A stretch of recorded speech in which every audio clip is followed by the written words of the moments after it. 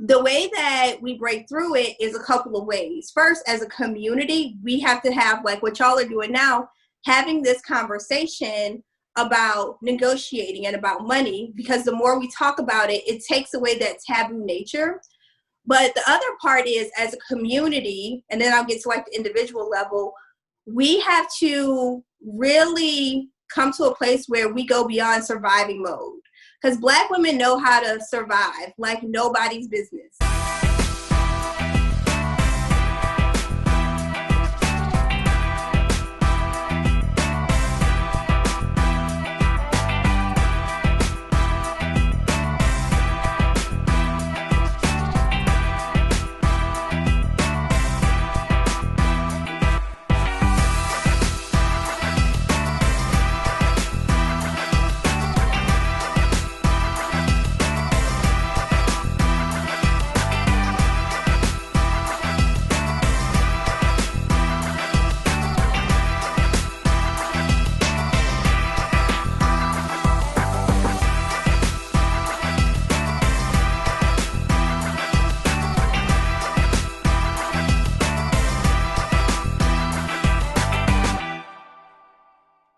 Hello and welcome to the Bold Black Girls Podcast. I'm Aries. And I am Kim. All right. This week has been busy, but we are here. We made it. Booked and busy in a pandemic. Booked and busy. And let me tell y'all, I'm going to jump in right now because we do have a guest today. So I want to get her in here, but I got to tell you. So you know how I was like, yeah, I'm doing this event next week. Where I'm going to be, moderating a panel and all this. And somebody else moderated a panel this week as well. At the last minute. So you got to stay ready so you don't have to get ready.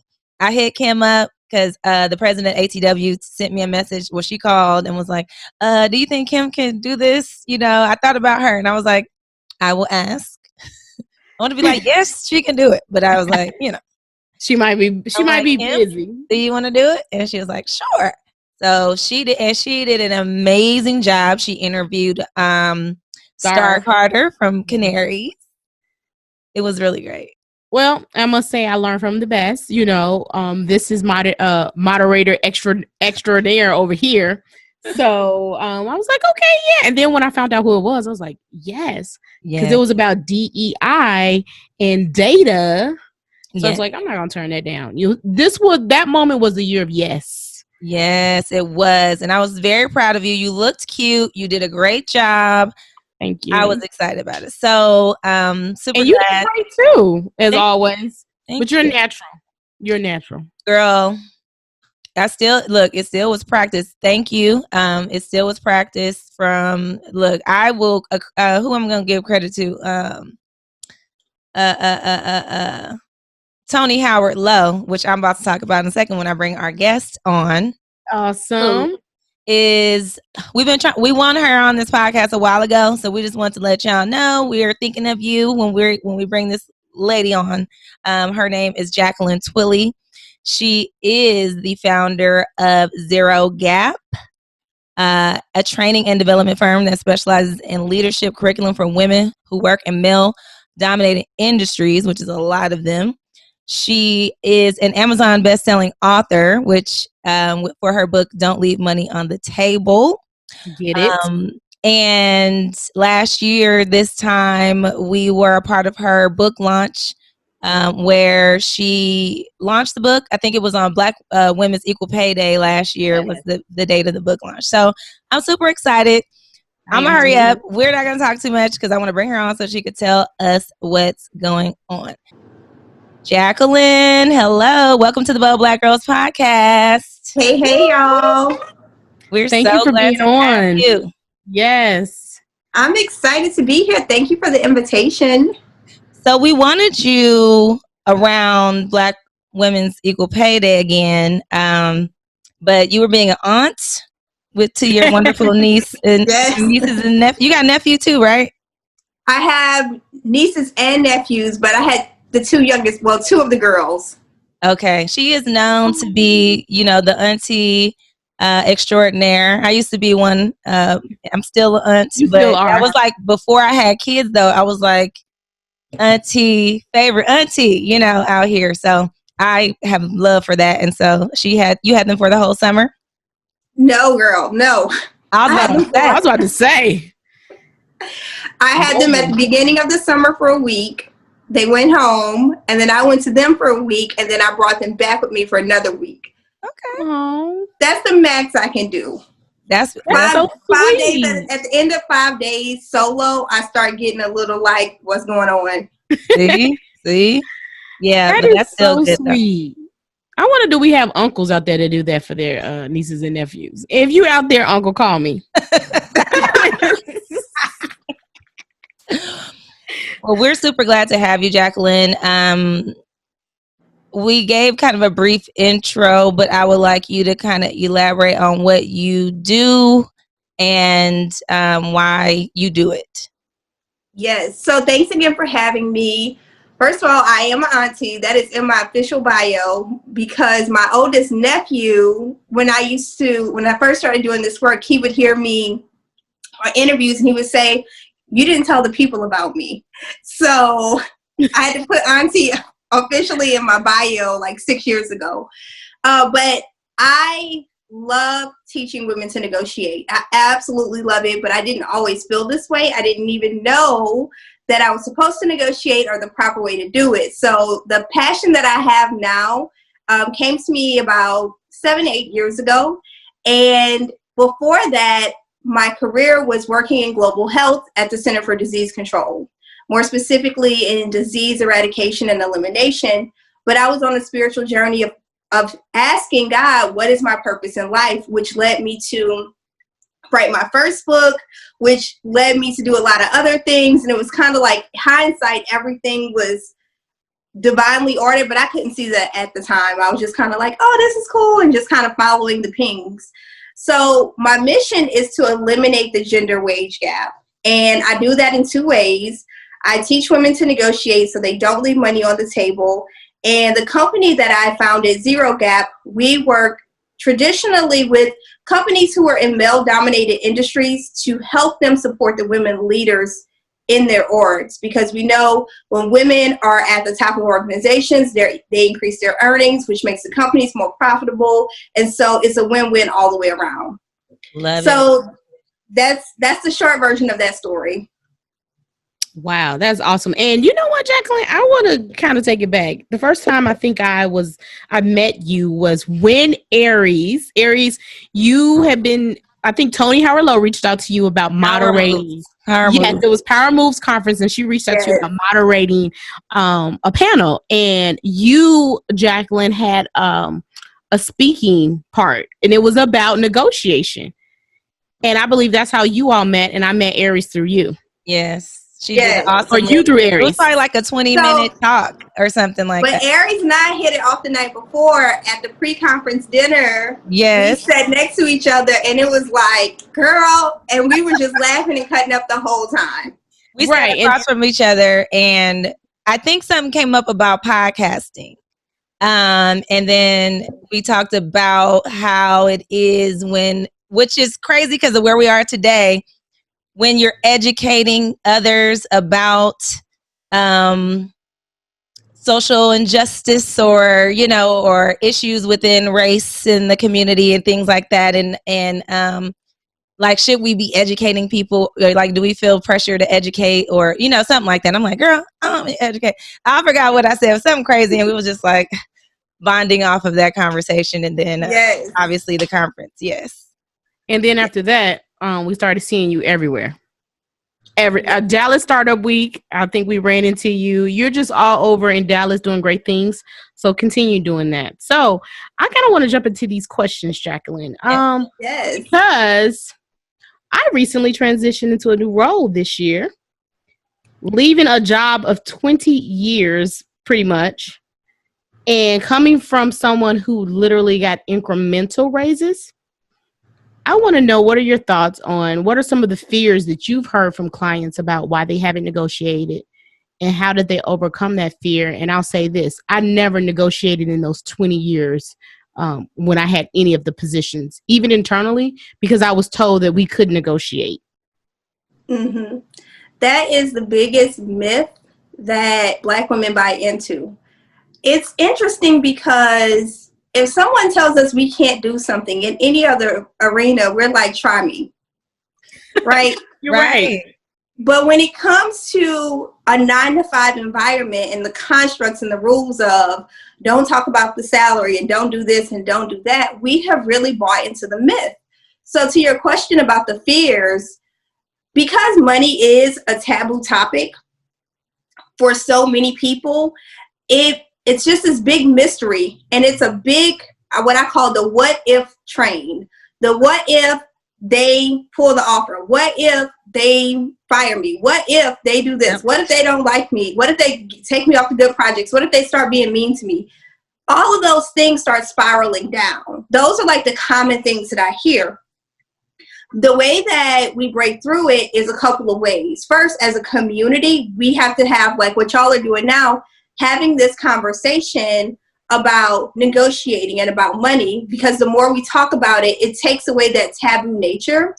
But the other part is, as a community, and then I'll get to like the individual level, we have to really come to a place where we go beyond surviving mode. Because Black women know how to survive like nobody's business. Scratching and surviving. There's like this, yeah, you know, like it was this little game we used to play, like patty cake game, like how to make $1 out of 15 cents. Yep. Right? Yep. But from that young age, as women, we are taught to make something out of nothing. So then when it comes to us being in our professional careers, we keep that mentality because it's unconscious. So the more we have these conversations, we start breaking down those taboos, those myths, and it empowers us to feel more confident about money. So that's the first part. Now, the individual level, what can we do when we feel fearful or we feel nervous? In the book, Don't Leave Money on the Table, I have this exercise about taking the fears that you have about negotiating and turn them into an affirmation.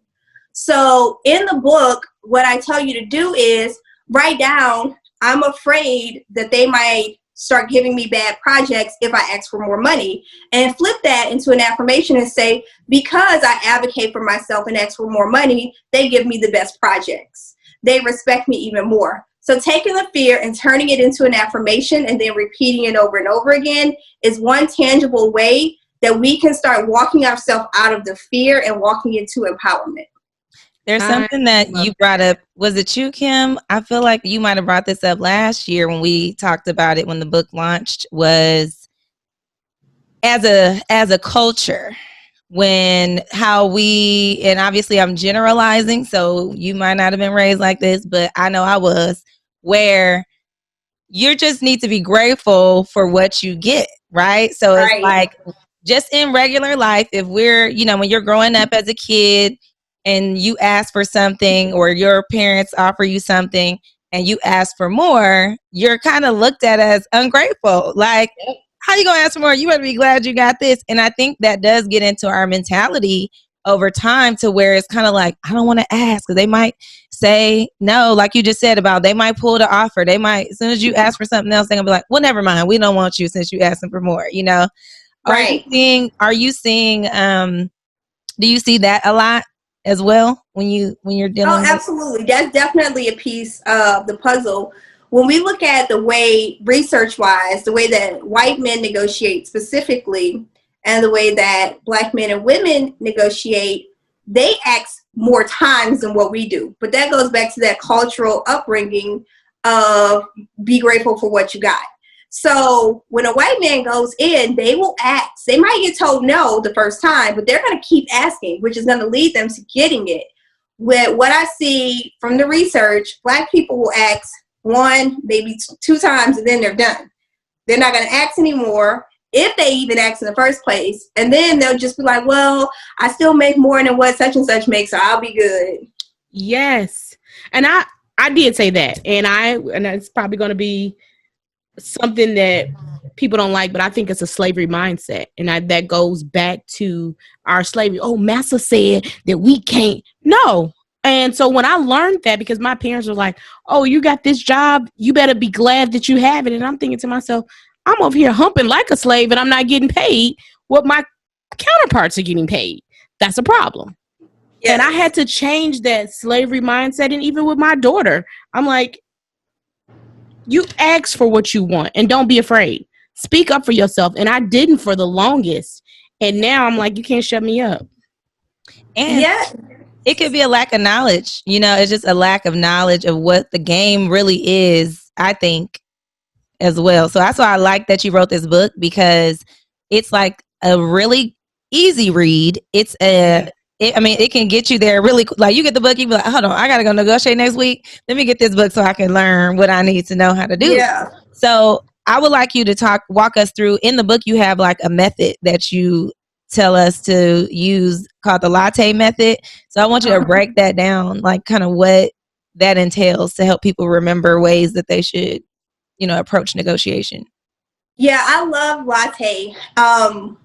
So the way that I teach networking, the way that I teach negotiation is very practical. I like to get into the weeds, because when I first started learning about negotiation, there were all of these terms. And granted, my first introduction to learning how to negotiate was when I was getting my MBA. So it was very textbook, white male perspective of how it was taught.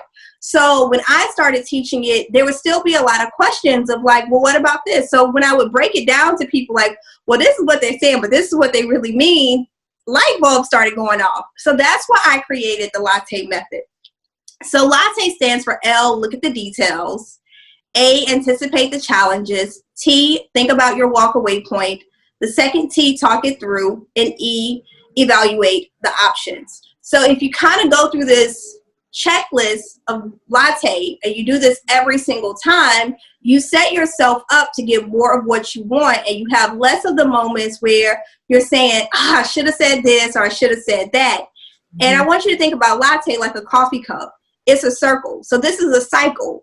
Even inside of the negotiation, sometimes you have to go back through latte. It's not one time and it's done. You use it as many times as you need until you get to the end of that negotiation, whether that negotiation is a couple weeks long, a couple months long, and some negotiations last years.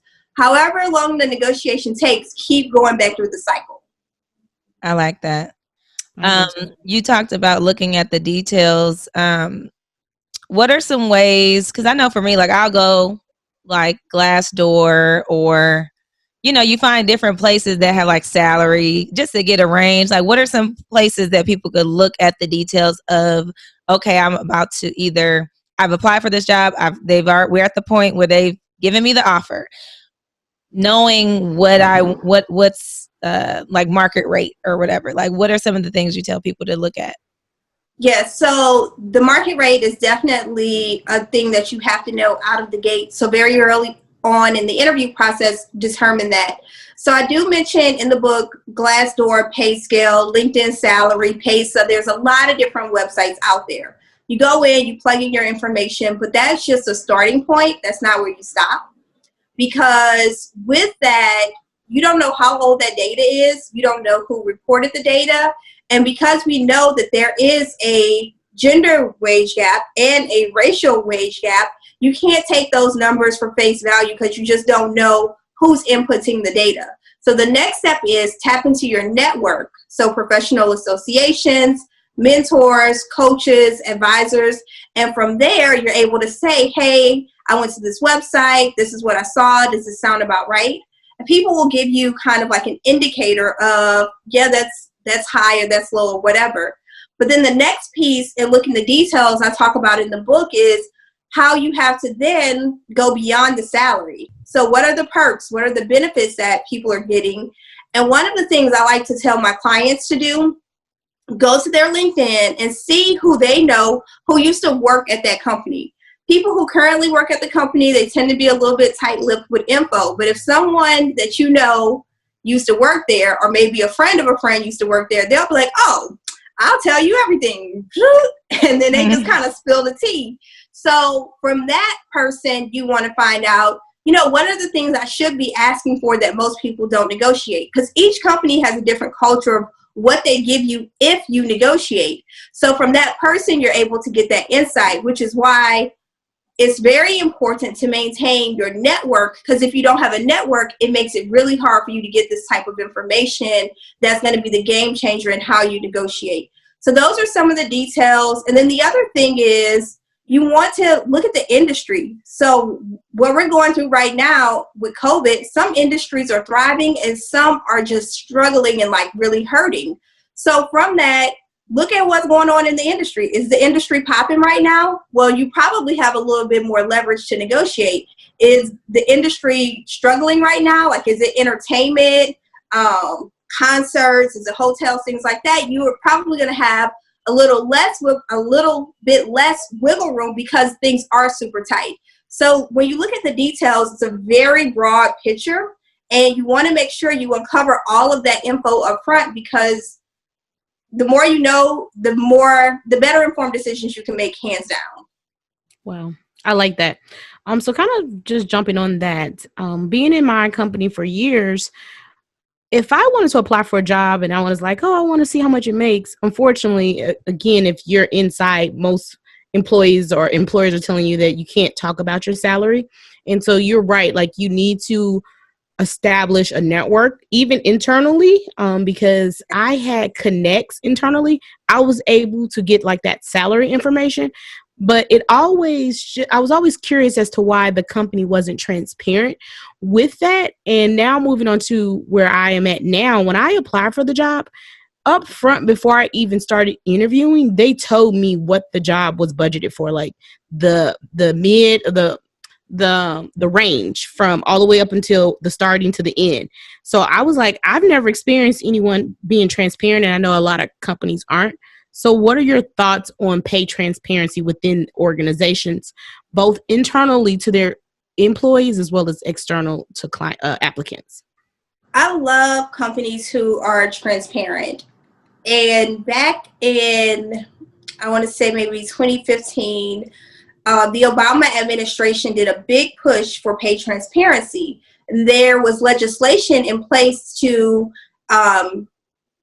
probably like in 2017 or 2018 for companies to start being more transparent. Of course, with our current political leaders, they rolled back all of those pay transparency measures. But one company that really took the lead on it from that pledge and followed through was Salesforce, which is, I think, a textbook example of how they went back. They did those pay audits. They saw where there was a gap. They paid people what they should have been earning, but they didn't stop there. As they acquired more companies, they went back and they did that again. That is a textbook model. So what we see with companies like Google, whom their employees started this spreadsheet, and they just said, we're just going to have like a spreadsheet and we're going to put the numbers out there ourselves. They're not the only employees of a major organization doing that. We're getting to a point now socially where the people are like, we have the power, we got the information. And if we look historically at labor unions in the US, while we don't have unions the way we used to, we see some of the reminiscent behavior of that, which I think in the coming years is going to really encourage employers to be more transparent about the pay. But I do want to bring up this piece of research out of Boston.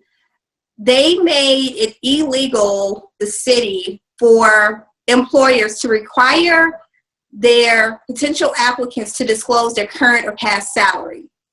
And so this is a few years old now. The first part of research just came out. This has been a significant benefit to Black people, Black women specifically, because what this has done is it's leveled the playing field.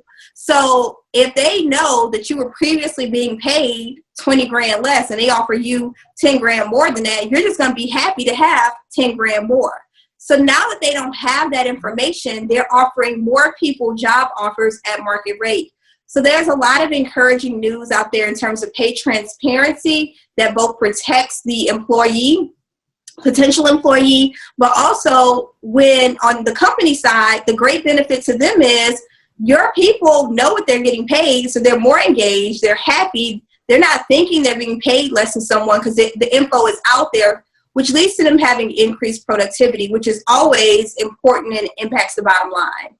That was actually going to be one of the questions I was going to ask I about know. sharing your previous pay. Because I remember, okay, so when I first negotiated, because I didn't negotiate either. Like, I was one of those textbook cases of someone who made a certain amount. I got a job offer that was like 20,000 more. So I was like, 20,000 more. We out of here. See you later. No conversation. We're in there. But what I didn't realize until like years later in the job that I should have gotten like 27,000 more was the bottom of the range for that role that I was in. And I was like almost done with my MBA. So I'm like, y'all should have gave me way more than this, but I didn't know that. And it did create some animosity, you know, at that time. I'm kind of like, you know what, I'm out of here, you know, because y'all not doing me right. But it does, because you are not going to feel like you're valuing, you know, what I'm bringing to the table if you're not offering me the right thing. But when I made that transition again to a different company, I had learned my lesson. It's like I learned the hard way with all this. Right. But I was like, they asked me about what my current pay was, which is not what I told them that I told them this is how much that I want to make. This was a previous employer, so he knew me personally. And when he asked me about coming to the company, he was like, you know, are you available? I said, well, if you can pay me this much, I am available. And so I already had a number in my mind for what I wanted to be. But that was because I was trying to right the wrongs from those years, right? But they did ask me in there about my previous salary. And I was like, that's none of your business. I just didn't tell them. Because I was like, that has absolutely nothing to do with what we're doing right here today. Because what I got paid, it was a whole different role. It was a whole different job, whole different increase. Absolutely. So, yeah. I actually can kind of relate to what you're saying, Aries, as well. I know when I started kind of casually looking for jobs and jobs were reaching out, I was like, well, how much are your benefits? Because at the time, my benefits weren't expensive. And when they told me my benefits was like $600 a month, I'm like, oh, you're really going to have to pay me. Because now you're just going to take the money that would be an increase for me. So really, I'm truly not getting an increase. Right. And so I was like, it's not worth my while to move at that point. And then kind of going back to what Jacqueline said about the social movement, there is some type of spreadsheet circulating around with Black women entering their salaries in their companies. I need to find it. Yes. Yes. And so I'm glad now we have this technology, not just for the videos, but things like this, because we need to be aware and informed. And I looked at a statistic. I should have asked you, Jacqueline, and I shared it with Aries. This was a couple of weeks ago. It said that less than 2% of Blacks are making $100,000. I don't know how true that is. Was it 2%? It might not even been 2. I said less than 2. So Jacqueline might know, or maybe we need to figure that out. But I was like, what? There are less than 2% of the Black population making $100K. And so we need to do a better job of educating our people on how to negotiate, because it truly is a mindset. So if we can't negotiate salary per se, what are some of the other things that we can negotiate for what's up for grabs? Yes. So I have a whole page in the book, actually 2 pages, that tell you what to negotiate for. So I'm going to just run through the list. Job title, additional vacation days, 401k increase match, new equipment or software, tuition reimbursement, student loan repayment, office space, relocation expenses, team resources, expense allowance, performance review period, exit packages, leave of absence, professional association membership, support from senior leadership, child care assistance, and conference fees. And interesting enough, with COVID, I have a lot of clients who are negotiating now. They do want some work from office days, because a lot of companies are like, hey, we're going to be fully remote. And some people are like, well, can you pay for my membership in a co-working space? Because I got to get out the house. So that's just something to add to the list. I love that. I do, especially that student loan. Look, that spoke to my soul. Anything about student loans speaks to my soul. I am so ready for these to be out of here, and I'm serious. That's like really going to be the top of my list the next time I have to negotiate something. Well, and you're seeing a lot of companies now offer to contribute to your student loans.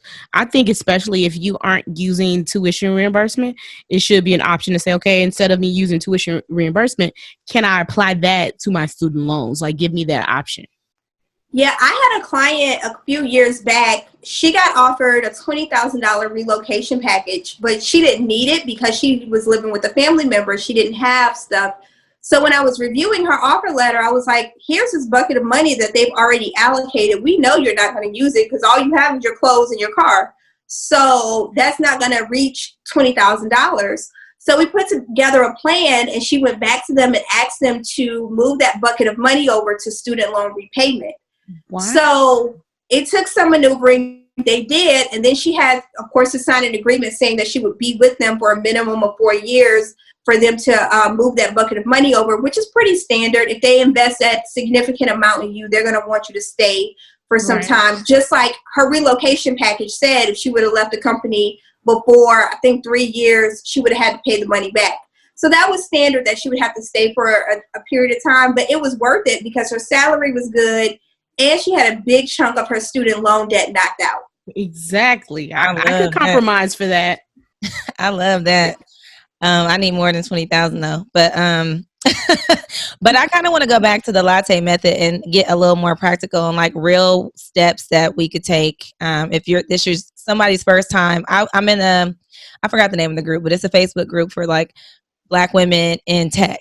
And sometimes when I'm in there, I will see like a young entry level, just got out of college, whatever. And she wants to get some advice from other, women who know what's going on. And it's so conflicting sometimes. She's like, they offered me this amount.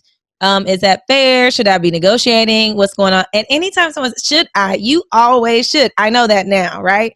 Always. I don't care if you're entry level still.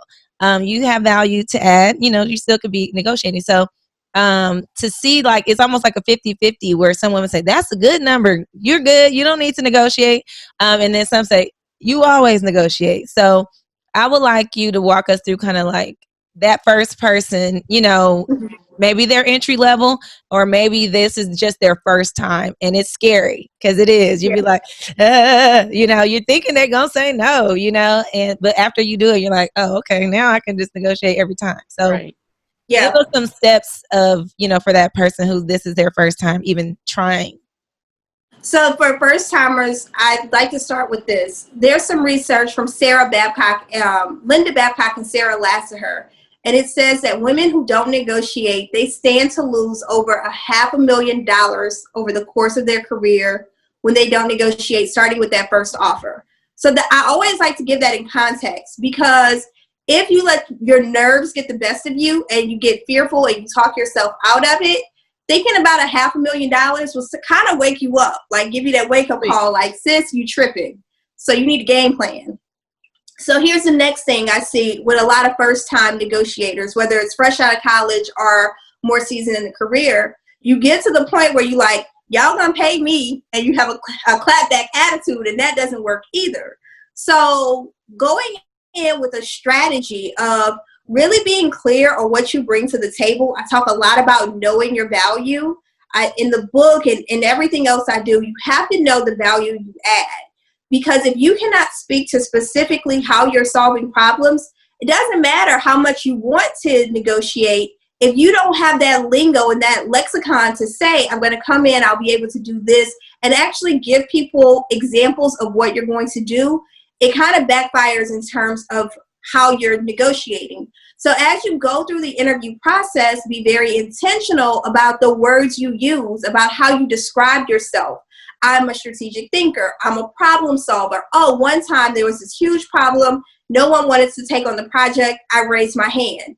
That type of language and those type of phrases, when you come to the back end, when you have the offer, you're able to say, oh, well, I am excited about the role, but I'm a little disappointed in the rate. And as you know, I am strategic and I am a problem solver. So I'm going to be able to add value in this way. What can we do about this number?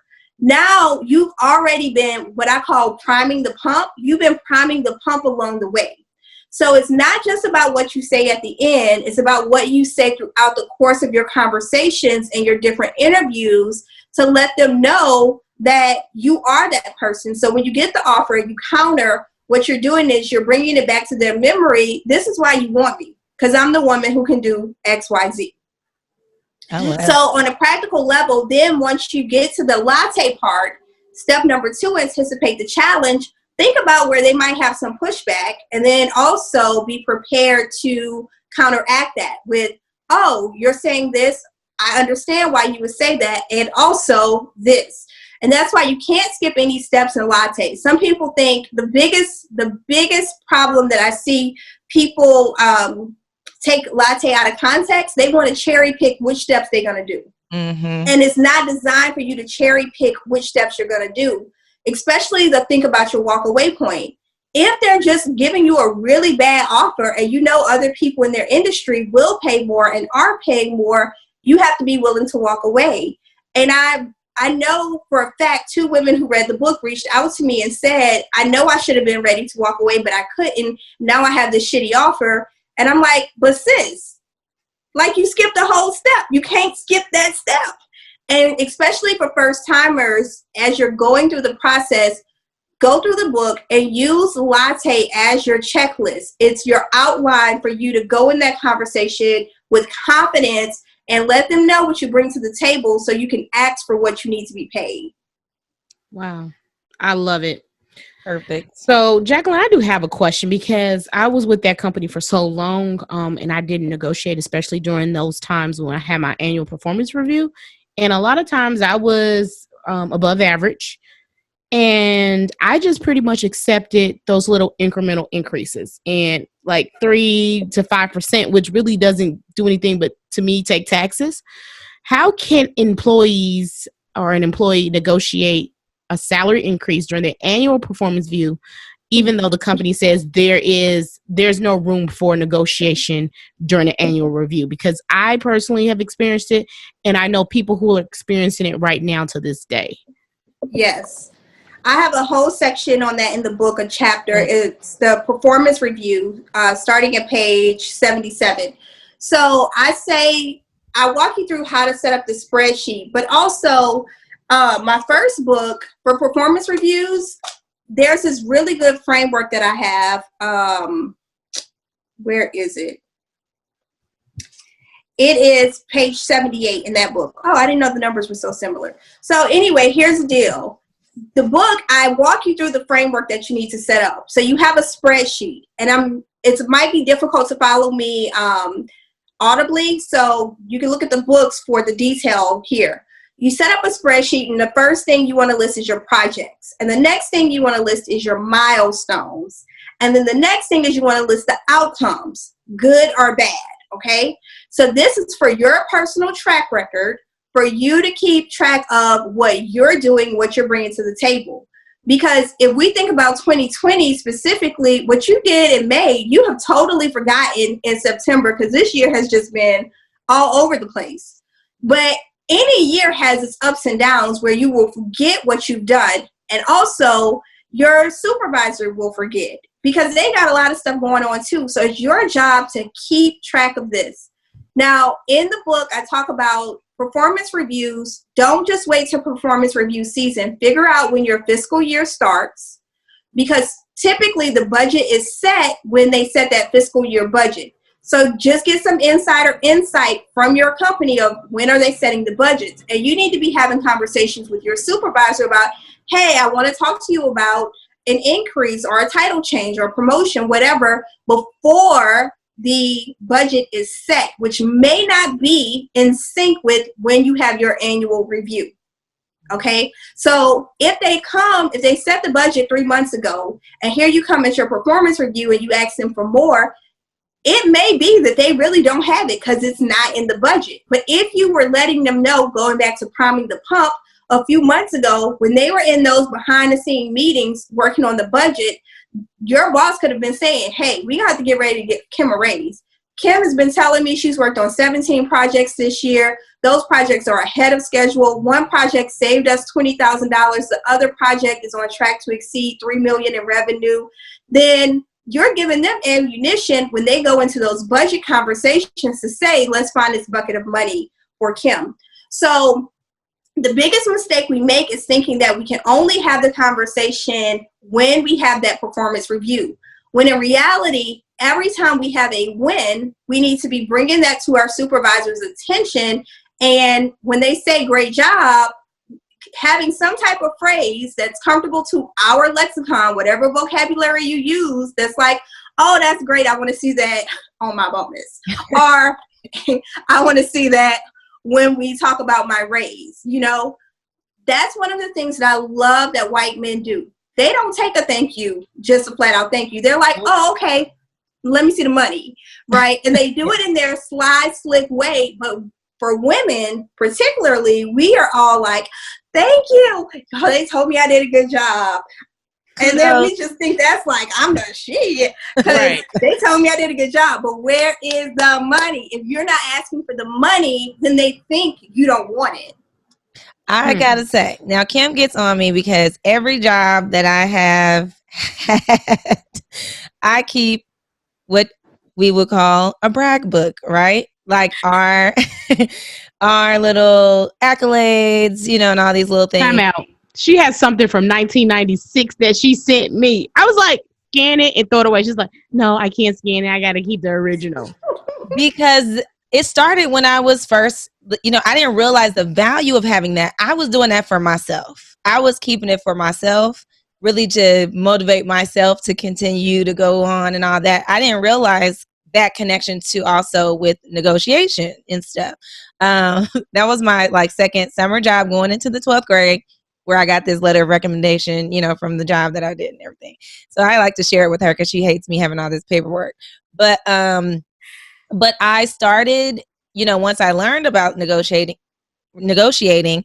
keeping like a little thing that says what I'm doing, you know, so that, yes, when we have a conversation, I have something to reference so that it's quantitative, you know, and I can say, oh yeah, these are the numbers, you know, these are the projects, these are the numbers, this is what I've done. So I definitely agree that is like a really great way for both people. I think sometimes we don't even realize ourselves, you know, what we've been doing. Like you said, especially in 2020. Well, I'll have to add on to that. Like, I know all the paper in the 1996. Now, it don't have to be paper. What I do keep is a work journal for the year. And in that work journal, I will document every month what my accomplishments are. And so in my one-on-one with my boss, I'm like, hey, let's go over Kim's accomplishments.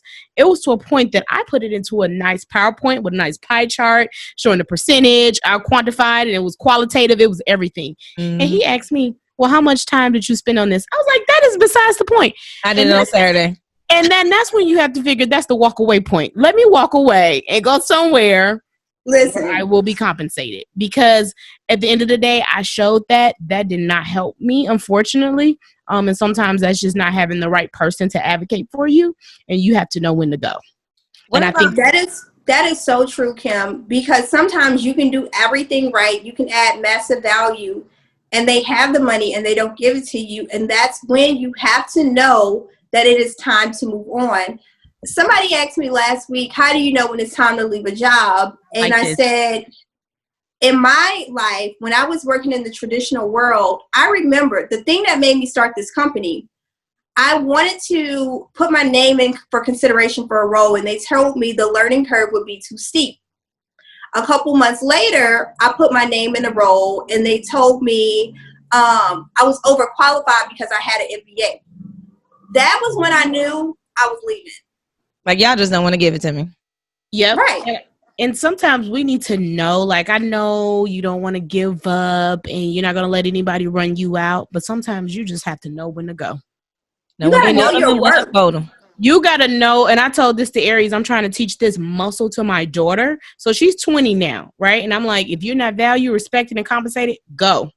Don't sit there, because I sat for too long, and I know that was God's plan, but I wish I also would have had the courage to leave sooner and go somewhere else. I probably would be further along from a financial perspective. And like you said, it goes back. We're losing all that money over time, over years. So I have my counterparts. Vacation is not a problem. I'm over here putting a little money together so I can go on vacation.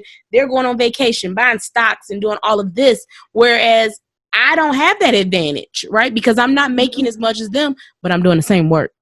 Mm-hmm. And to that point about you don't want to let nobody run you out, I was just talking to my best friend this weekend about the power of having peace over being right. I'm not trying to prove a point staying here with you. I'm going to have my peace and have my money in my bank account, and I'm going to keep it moving. Yes. But we as humans get attached to, I'm going to show you I'm going to be right, and I'm going to stay in this messed up circumstance, whatever it is. It's like, ain't nobody got time for that. I'm out of here. Yeah, exactly. I'm out. What do you think about, because you guys mentioned something earlier that made me think about this too, was, for instance, us among ourselves, so like me and Kim or whoever, talking about our salaries together. Like, I know that we're not like comparing our stuff, may not be, I don't know how helpful it is, because if we're all being underpaid, then it's not going to help. But what's your thoughts on like sharing amongst your friend group, just so that we can know, wait, hold on, girl, you should be getting more than that, or something like that. That's a good one. I believe we should absolutely be talking about it, breaking all of those taboos. When I'm hanging out with a group that's predominantly men, they are talking about money. They're talking about their investments. They're talking about all types of things with money. It's like so commonplace that it's like they'll go from talking about strip clubs to talking about investments in the same sentence, and then they're giving the same level of detail they gave about the strip club is the same level of detail they're giving about money. For women, we feel like, I can't talk about the money. Or the other thing is, we don't want to be the one who's underpaid in the group, and we don't want that shame, right? So we don't want the shame of people like she and like, oh, she get paid, da da da da.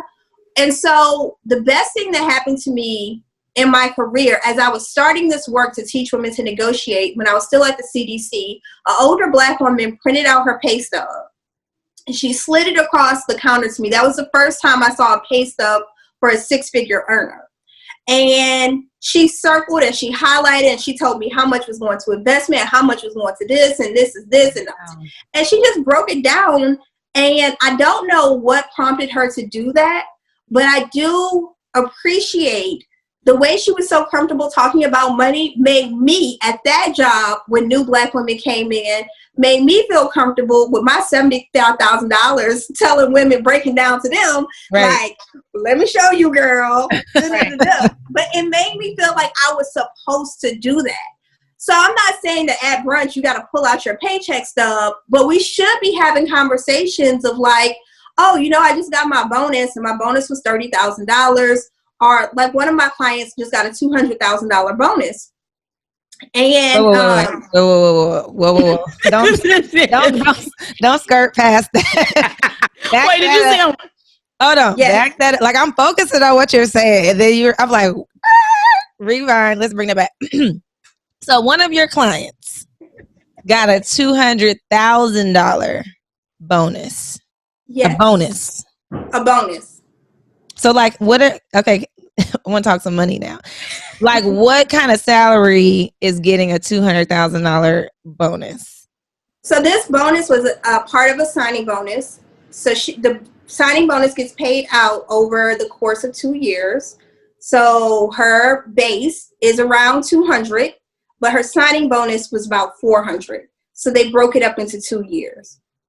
How do you do that? Like, what is the justification for a bonus like that? A sign-on bonus like that? That's when you are the shit and you know what you're doing and you're bringing massive value. Right. So I don't want to give too many details. Right. You ain't got to get into it. Don't. But I do want to say this. She's in a very high demand industry with a company that we all know. But here's the thing. That's not uncommon for someone in a senior level C-suite role. It is uncommon for our community because as Kim was saying, most of us just thinking, hey, listen, when I was making $75,000, No, we I was happy. like, balling. Right. Till they come take them taxes. Right. So what happens is that type of money is common. Even Black executives I know who are C-suite level all across the country, men and women, they might be getting these amazing base salaries, but at the same time, they're still being paid less than their white male counterparts. Yes. So when you understand your network and understand how to tap into your network, to call a friend to say, hey, I'm in the final stages of my interview with XYZ company. What should I be looking for? Then John can tell you, oh, my friend that I golf with, he just got a $400,000 signing bonus with them. Mm-hmm. For the same level, not the same title, the same level. So then we went to work, we did our research to verify. Once it was verified, then she could go back to them and say, yes, I want something similar to what you give this level, which I heard was boom, boom, boom. Mm-hmm. And then it was no problem. They were like, okay, well, we just need to get the right approval. And that's another thing. I've been finding that when you are confident and you have your stuff together, when you approach these negotiations, it's like not a problem. It's the easiest process ever, almost, when you are already going through that latte. Because I definitely went through the latte when I did this for my job that I have now. But like, it's a confidence piece because you're helping yourself believe your value as well when you go through these steps. So it helps you to just be like, look, Jacqueline always talk about how you got to say it in the mirror to yourself. Right. Like I want. So if it's $75,000, you need to be confident in saying $75,000. Yeah. With your face straight. And this is the other thing. You were talking about your network, going back to the question. I don't know if you noticed what I was telling you about my client, she went to John. Mm-hmm. And she talked to John. Okay? Yeah. So John gave her the insight. For real. But what happens, I think, a lot with Black women is we have a mentality of saying, I'm not here to make friends. I'm here to do my job and go home. Yeah. If my client had just been there to do her job and go home, she wouldn't have had a relationship with John, for John to be able to give her that insight to say, on top of that base, boom, boom, boom. Mm-hmm. And so networking, I cannot stress enough how networking goes hand in hand with negotiating. Hand in hand. We preach networking every week probably here. So I'm glad you said that because that's a part of it for sure.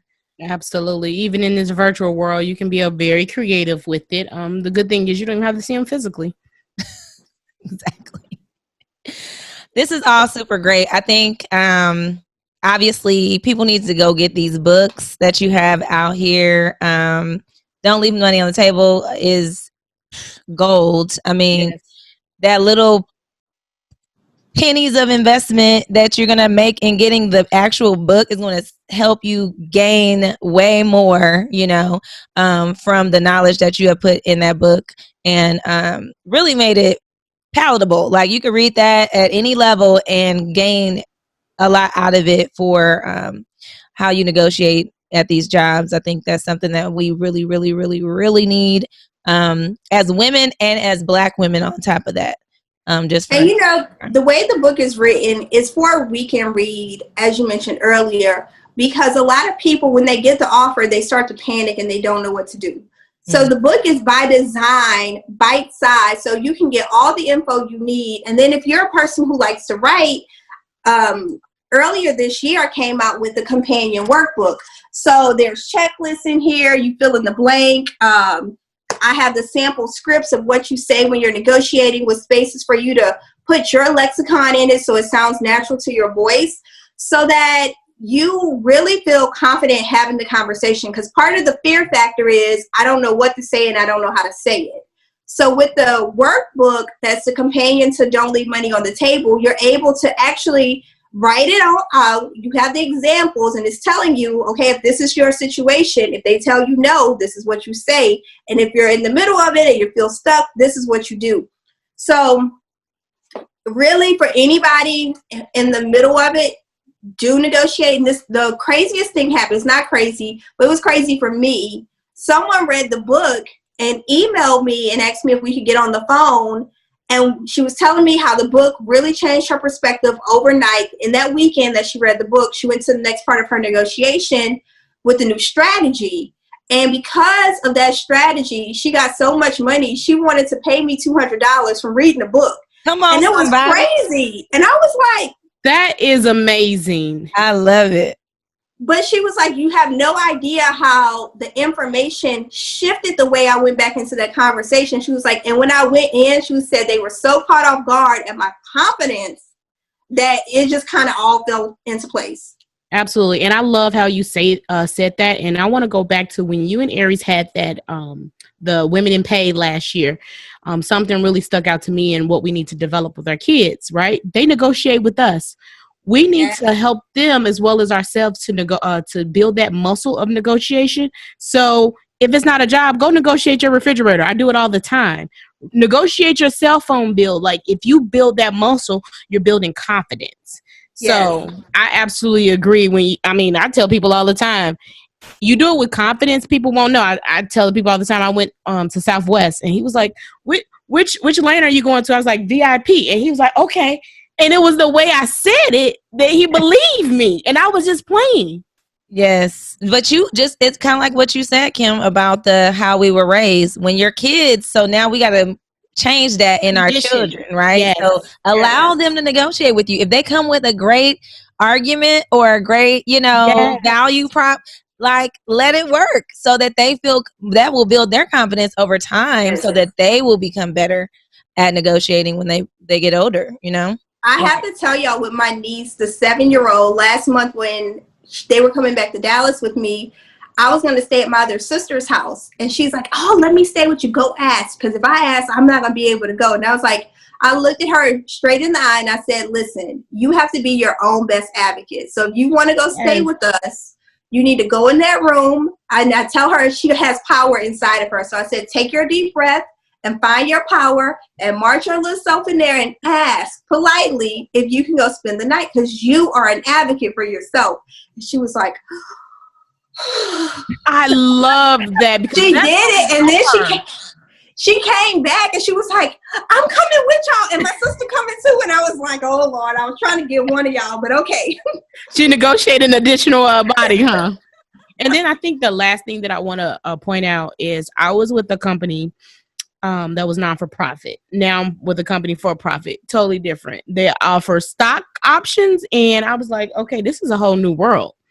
And I was like, this is life-changing for someone. And I don't know that Black people are finding jobs with stock options. Enough of us. We are, but we need more in those roles where we're getting stocks. Yes. And no one just enough about stocks to even know the value of how to negotiate. Exactly. And well, just even negotiating stock options, right? Because that's something else you can negotiate. Yep. That is definitely something you can negotiate. And it's all a matter of being informed about the company and the industry to know what's applicable for what you're walking into. Because like you said, nonprofit, that's not an option, but in tech companies, that's very common. And to the point, someone reached out to me to help me with a negotiation for a tech company. And she wanted 50% stock options. And I had to educate her on the process and what it looked like. So we have to, again, being our own best advocate is also going in informed. Because if you roll up asking somebody for 50% stock, they're going to laugh at you. I want $250 million. Right. And so what you have to do is be knowledgeable, because if you come at any point with your negotiation and you're asking for something that's totally out of whack, that can make them question your competence as a professional. Like, oh, you don't know this? So always, going back to latte, follow those steps so that you know what to ask for and you know how to ask for it. And network, because if you network, you can find out information from people who are working at the company. So I guess our call to action as we wrap this up, number one, go get Jacqueline's book. ASAP. That's the first thing. Go get the book. Number 2, research. Know your value, know your worth. And Jacqueline, could you leave us with a 3 if you could say one of the call to actions from you outside of buying the book? Yes. So the next call to action that I have for you all is for you to take this information and don't just let it sit in your brain, put it to work. So the next time you call your cell phone provider, your insurance company, whomever, ask them, am I getting the best rate? And that is a negotiation in and of itself, that small conversation. Mm-hmm. And if that don't work, do what I do. I'm canceling. Walk away. That's a part of the latte method. And they send you to that line. So Jacqueline, that's a part of the latte method. It is right really there. part of the walk away right? point. Yep. So Jacqueline, where can they find you? Where can people find you if they want to connect and follow? Place to find me online is LinkedIn. That's where I hang out. So just mention you listen to the podcast, and the book's on Amazon, but I'm all over the internet, y'all. Any platform, you'll find me there. Awesome. And then on your way to find Jacqueline, go to boldblackgirls.com, and we got I think we got 40 shirts left of different sizes. Get them. We got some new stuff that we want to put out, so go get the rest of those shirts. They are on sale, so if you're listening to this podcast, you will get it at a major discount. So go get them now. Thank you, Jacqueline. We always love to talk to you. I just feel like every time we talk to her, it's like you just learn something more, energized. new. It gets you back energized, back, ready to go for it. I'm about to go negotiate something. I don't know what, but I'm about to this week. I'll let you know. All right. Thank you, Jacqueline. Thank you.